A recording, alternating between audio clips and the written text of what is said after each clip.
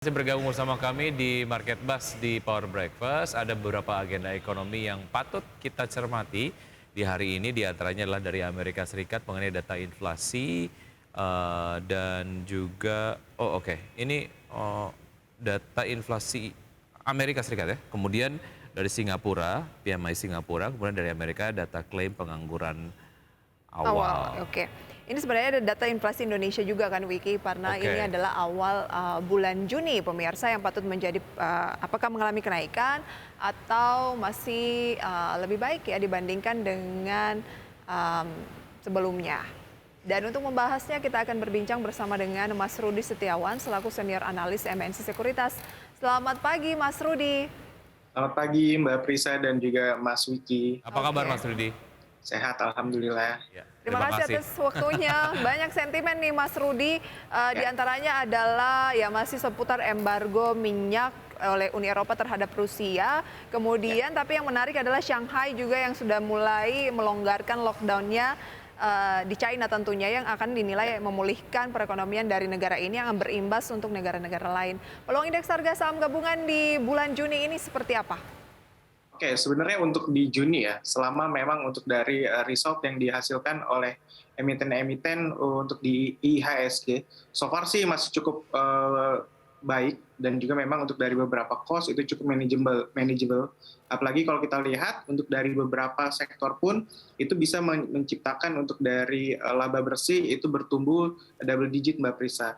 Namun memang yang menjadi problem saat ini itu adalah dari eksternal, yang dimana memang untuk dari makroekonomi sentimennya ada plus minus tarik ulur untuk dari trade war, dan juga untuk dari Ukraina dan juga Rusia yang ternyata masih terus berlanjut.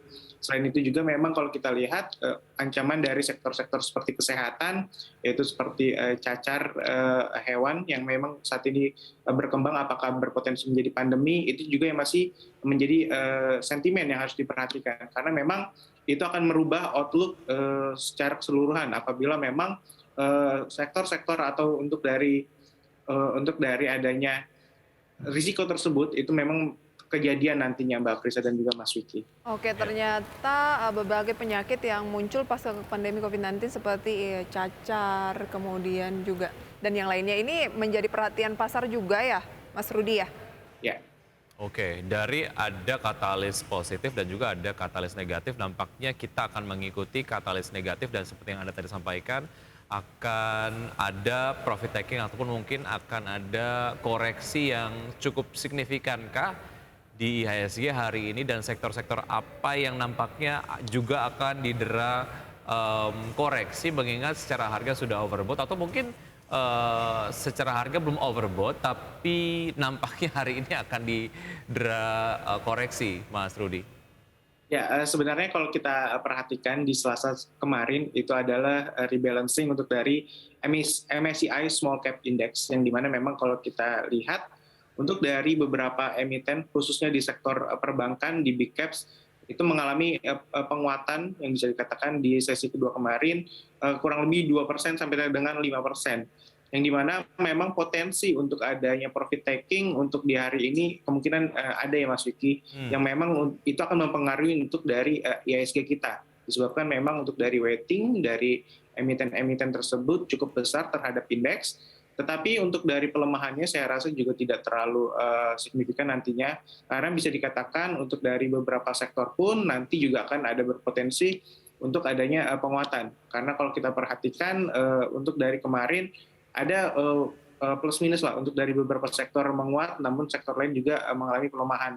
Tetapi nanti akan ada kebalikan untuk hari ini, di mana memang untuk dari beberapa emiten-emiten yang memiliki weighting cukup besar, salah satunya untuk dari sektor telekomunikasi dan juga telco infrastruktur yang bisa kita perhatikan juga.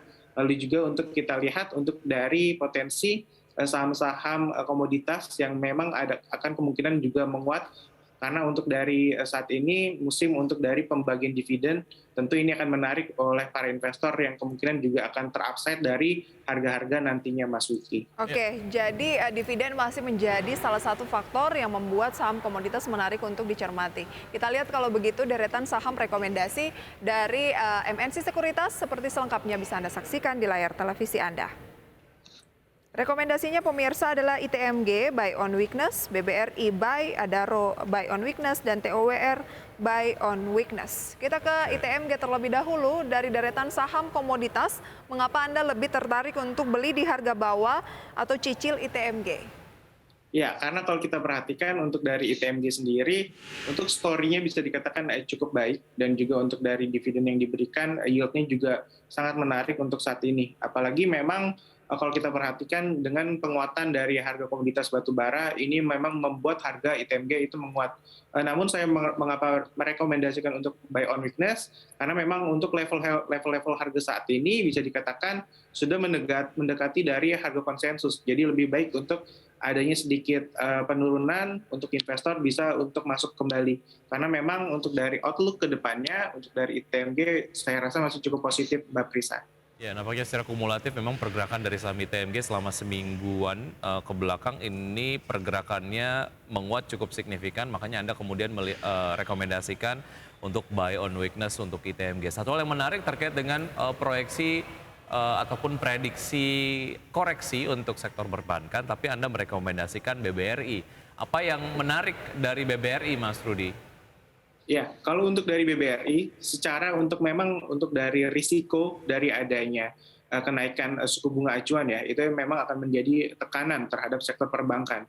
Namun apabila untuk dari hari ini adanya pelemahan untuk dari sektor perbankan, salah satunya BBRI, itu bisa dilakukan buy. Karena kenapa? Kalau kita perhatikan untuk dari penyaluran kredit yang bisa dikatakan masih bertumbuh cukup bagus ya untuk di first Q 2022 ini, tentu bisa dimanfaatkan peluang tersebut, sehingga memang saya merekomendasikan untuk bisa buy terhadap BBRI, meskipun memang ada beberapa faktor risiko yang akan menghadapi dari BBRI sendiri. Apa Tetapi tuh faktor dengan risikonya? Ya, tentu kalau untuk dari perbankan, tentu dengan kenaikan suku bunga acuan itu akan menjadi risiko ya Mbak Prisa. Tapi kalau kita lihat untuk dari fokus utama di mikro segmen, itu akan menjadi salah satu yang hal baik terhadap BBRI. Karena meskipun untuk dari suku bunga acuan itu meningkat, namun kalau kita perhatikan untuk dari sektor mikro, itu memang bisa dikatakan cukup resilient dibandingkan untuk dari sektor-sektor bisa dikatakan korporasi, sehingga pertumbuhan kredit untuk dari BBRI masih akan tetap berpotensi bertumbuh di 2022 nantinya, Mbak. Baik, berapa support kuat dari BRI dan berapa target untuk investasi? Oke, untuk dari BBRI, untuk dari supportnya sendiri ada di 4530. Sementara untuk dari target price sendiri untuk dari BBRI itu kemungkinan bisa untuk diinvestasikan sampai dengan level 5.500, karena memang untuk dari secara fundamental yang tadi saya katakan masih cukup solid sepanjang first Q 2022 ini, Mbak. Targetnya berapa, boleh diulangi Mas Rudi? Untuk dari target price sendiri untuk dari BBRI itu bisa kemungkinan di level 5.500, Mbak Prisa. Oke. Baik, oke. Tadi kita belum tanyakan support kuat dan juga resistance untuk ITMG ya, Mas Rudi. Mungkin Anda bisa sampaikan. Oke, untuk dari ITMG sendiri, support itu ada di level 33.600. Dengan target price itu kemungkinan akan mencapai 36.000 sampai dengan 37.000 untuk ITMG, Mas Wiki. Oke. Kemudian dari sektor yang sama dengan ITMG adalah Adaro. Mungkin kalau ITMG secara nilai kurang bersahabat dengan retail karena 35.000 saat ini, meskipun masih ada peluang ke 37.000 menurut Mas Rudi. Adaro mungkin. Adaro semenarik apa? Anda juga rekomendasikan di posisi ketiga. Ya, untuk dari Adaro sendiri, story bisa dikatakan sama ya untuk dari Adaro dan juga ITMG karena memang satu sektor. So far sih kalau Adaro juga untuk membagikan dividen saat ini bisa dikatakan cukup menarik, apalagi Adaro juga salah satu emiten batubara yang masuk ke dalam kategori big caps, yang artinya memang untuk saat ini apabila IISG masih cukup menarik, tentu Adaro bisa menjadi salah satu pilihan tidak hanya untuk investor lokal tetapi juga untuk investor asing, karena untuk dari betanya sendiri bisa dikatakan cukup menarik. Untuk dari Adaro sendiri, saya melihat ada potensi untuk dari harga sahamnya itu sampai dengan 3.620, Mbak Prisa. Sehingga memang untuk dari Adaro sendiri, story-nya pun juga cukup menarik sampai dengan saat ini, Mbak Prisa. Baik, satu hal juga menarik dari Adaro ini 8 Juni akan membagikan dividen ya, senilai 300 juta US dollar pada 8 Juni. Oke, ini juga mungkin jadi satu hal yang juga dicermati oleh Para investor ya. Ya. Oke, yang terakhir adalah TOWR. Apa yang menarik dari saham satu ini? Ya, untuk dari TOWR, untuk dari sektor telco infrastruktur ya, kalau kita perhatikan salah satu sektor yang bisa dikatakan cukup lagging dibandingkan untuk sektor-sektor lainnya. Namun kalau kita lihat sesuai dengan analis meeting di hari Selasa kemarin, untuk dari TOWR, untuk dari laporan keuangan di first Q 2022 masih cukup manageable, dan juga untuk potensi ke depannya bisa dikatakan ada potensi untuk dari bertumbuh yang lebih tinggi, karena ruang yang dihasilkan untuk dari TOWR ini disebabkan beberapa penambahan menara yang dilakukan di tahun 2021, lalu juga untuk dari peningkatan untuk dari menara ini sendiri itu cukup baik, apalagi untuk dari teknologi yang mereka hasilkan bisa dikatakan cukup leading dibandingkan untuk dari player-player telco infrastruktur lainnya. Sehingga memang saya rasa ini ada potensi untuk dari para investor melihat TOWR sampai dengan mid sampai dengan long term, di mana memang investasi bisa dilakukan di sektor tersebut, yaitu dan juga sahamnya TOWR, Mbak Prisa. Oke. Ya, dividen tunai juga akan dibagikan 18,1 rupiah per lembar saham untuk TOWR. Support kuat dan juga resistensinya jika ingin masuk ke TOWR seperti apa, Mas Rudi? Oke, untuk dari supportnya sendiri saya melihat ada di level 900, sementara untuk dari target price, untuk dari secara fundamental itu ada potensi kembali ke level 1400 sampai dengan 1500, Mas Wiki. 1.400 sampai 1.500 targetnya. Oke, ada TOWR, ada RO, ITMG, BBRI. dan juga BBRI. Baik, kita beralih ke update informasi seputar laporan kinerja di kuartal pertama 2022 ini ya. Mas Rudi, Waskita Karya ini membuktikan kerugian yang melambung menjadi 1.700% gitu ya. Ya. Sampai Wiki tadi terkesima. Saya sampai ingin memastikan benar atau enggak nih, tapi ternyata ribuan persen ruginya begitu ya. Apa sebetulnya yang membuat kerugian yang begitu signifikan untuk emiten yang satu ini, dan proyeksi Anda untuk emiten ini seperti apa, Mas Rudi? Oke, untuk dari Waskita, sebenarnya untuk Waskita memang saat ini cukup challenging ya, apalagi untuk dari manajemennya saat ini terus untuk adanya restructure untuk dari perusahaan saat ini, di mana memang mereka saat ini mencoba di 2022 adalah menurunkan dari beban keuangan mereka yang bisa dikatakan cukup tinggi.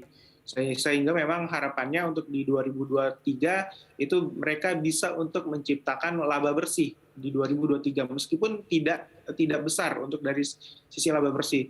Namun setidaknya di 2022 ini mereka mencoba untuk menurunkan debt to equity ratio-nya sendiri, yang dimana untuk di 2021 itu ada di level 4,4 kali, yang which is bisa dikatakan paling tinggi dibandingkan sektor konstruksi lainnya. Namun memang kalau kita lihat saat ini, sejalan dengan pemerintah juga membantu dari Waskita memberikan PMN kurang lebih 2 sampai dengan 3 triliun untuk di tahun ini, saya rasa ada hal yang positif nantinya. Meskipun memang kalau kita lihat secara tertulis ya, untuk di first Q 2022 ini laba bersihnya bisa dikatakan kembali meningkat, yang memang dihasilkan dari beban keuangan atau yang dihasilkan dari utang-utang yang mereka miliki sampai dengan saat ini, Mas Wiki dan juga Mbak Prisa. Oke, anehnya 1 bulan terakhir masih naik 6%, 1 minggu terakhir naik 8,74%. MNC Sekuritas merekomendasikan Waskita ini apa? Apakah hold, buy, atau buy on weakness? Ya, untuk dari Waskita ya, sebagai agent dari pemerintah untuk dari sektor infrastruktur, tentu ini masih hal yang cukup harus kita lihat sebagai hal positif. Karena pemerintah sendiri masih berfokus untuk dari IKN. Waskita masih ada potensi untuk dari adanya mendapatkan proyek-proyek di ibu kota baru tersebut. Sehingga memang untuk dari beberapa analis dan saya pun masih merekomendasikan untuk buy. Meskipun memang harus tetap diperhatikan dari risiko-risiko yang masih berjalan sampai dengan saat ini. Untuk dari Waskita sendiri, apabila memang untuk dari manajemen berhasil untuk memperbaiki dari sisi keuangannya, saya merekomendasikan buy dengan target price fundamental di 880, Mbak Prisa. Support di posisi berapa? Kalau untuk dari support sendiri, saya rasa harga-harga saat ini bisa dikatakan cukup bottom ya. Karena untuk dari Waskita dengan historical mereka sebagai leading untuk dari sektor konstruksi bisa dikatakan harga dihasilkan saat ini cukup bisa dikatakan masih sangat rendah ya. Apalagi untuk dari PBV-nya ini sudah sangat menurun signifikan, Mbak Prisa. 482 adalah level terendah yang sempat dicapai, mungkin jangan sampai turun di bawah itu ya. Betul, Mbak Prisa. Oke, kita lanjutkan nanti Wiki ya. Masih ada informasi mengenai pembukaan IHSG hari ini dan juga top gainers dan juga top losers. Usai jeda berikut tetap bersama kami. Kami masih berbincang bersama Mas Rudi Setiawan, beliau adalah senior analis MNC Sekuritas. Mas Rudi, kita lanjutkan perbincangan ya. Ya. Halo, Mas Rudi. Halo. Ya, kita lanjutkan untuk informasi lainnya selain Waskita tadi. Ada juga informasi terbaru dari duo grup Indofood, yaitu induknya Indofood dan juga ICBP, di mana Indofood kinerjanya naik 36% untuk laba bersih kuartal 1, ICBP-nya naik 12%. Tapi kalau pergerakan harga saham year to date atau awal tahun sampai dengan saat ini, yang positif itu adalah induk usahanya, Indofood naik 4,35% year to date, sementara untuk ICBP-nya turun 1,44%. Semenarik apa mencermati dua sektor konsumsi? Ya, kalau kita lihat ya, untuk dari INDF atau Indofood, untuk dari induk usahanya, memang untuk dari kinerjanya itu ditopang oleh dari unit usaha yang dari CPO dan juga untuk dari tepung, yang dimana memang ini mendongkrak untuk dari kinerjanya, dimana memang kalau kita lihat sebenarnya untuk dari segmen noodles-nya atau mie instan itu memang adanya sedikit tekanan, karena kalau untuk dari mie instan sendiri disebabkan cost mereka dari minyak goreng itu yang bisa dikatakan cukup meningkat, sehingga memang itu akan mengganggu dari sisi keuangannya. Namun untuk dari INDF sendiri dengan risiko tersebut di offset dengan adanya kenaikan laba yang dihasilkan dari sektor CPO dan juga tepung, sehingga memang kalau kita lihat tercermin ya untuk dari laba bersih yang dihasilkan dan juga pergerakan harga saham untuk dari induknya justru meningkat dibandingkan untuk dari ICBP sendiri, Mbak Prisa. Oke, secara mingguan sudah naik 6,77% dan secara bulanan 6,35%. Secara harga ini sebetulnya menarik atau tidak untuk sekedar mengejar momen penguatan dari INDF sendiri, Mas Rudi? Oke, untuk dari saat ini ya, selama memang kalau kita lihat dari CPO dan juga untuk dari tepung itu memang bisa dikatakan cukup menarik, tentu INDF masih ada potensi untuk dari upside harganya. Karena untuk dari CPO sendiri kalau kita lihat harga dari komoditasnya terus mengalami peningkatan, sementara untuk dari tepung sendiri kalau kita perhatikan saat ini dengan adanya Ukraina yang masih bisa dikatakan mengalami perang dengan Rusia sendiri, lalu juga untuk dari India menutup untuk dari beberapa ekspornya, tentu ini akan meningkatkan dari harga komoditas tepung juga, sehingga memang ini akan meningkatkan dari harga komoditas kedua sektor tersebut, yang dimana ini akan terlihat dari kemungkinan harga yang meningkat sehingga laba bersih dari unit usaha dari INDF ini akan membantu dari INDF menghasilkan laba bersih yang tinggi kembali setidaknya di kuartal kedua dan juga kuartal 3, Mas Wiki. Oke, antara Indofood atau ICBP mana yang lebih dominan direkomendasikan untuk di-buy dari MNC Sekuritas?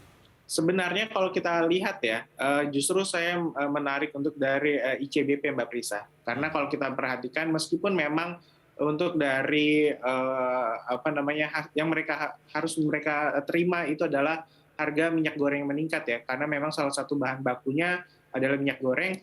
Tetapi kalau kita lihat untuk dari permintaan di beberapa negara seperti Timur Tengah, lalu juga dengan Eropa, itu terus mengalami peningkatan, yang artinya memang ada potensi untuk dari laba bersih dari ICBP sendiri itu akan lebih baik di kuartal 2 dan kuartal 3. Karena untuk dari ICBP sendiri itu berhasil menekan dari beberapa cost seperti beban keuangan dan juga beberapa cost lainnya di operasional atau di OPEX-nya, yang memang bisa dikatakan mereka cukup baik dari sisi menjaga level-level tersebut, sehingga memang kalau kita perhatikan bisa dikatakan tidak mengalami penurunan yang signifikan.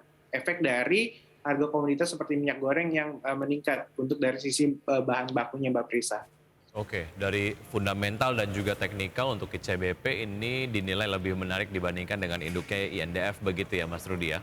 Ya, betul. Oke, harga terakhir juga akhirnya ini mungkin menjadi sebuah level yang menarik kalau mau masuk di ICBP? Ya, kalau untuk dari CBP, apabila memang mengalami tekanan kembali, sebenarnya itu bisa dilakukan buy on weakness ya. Karena memang kalau untuk dari CBP sendiri, saya rasa ya untuk dari beberapa marketing mereka pun bisa dikatakan cukup meningkat kembali. Di mana untuk dari beberapa produk itu mereka launch di setelah Lebaran kemarin.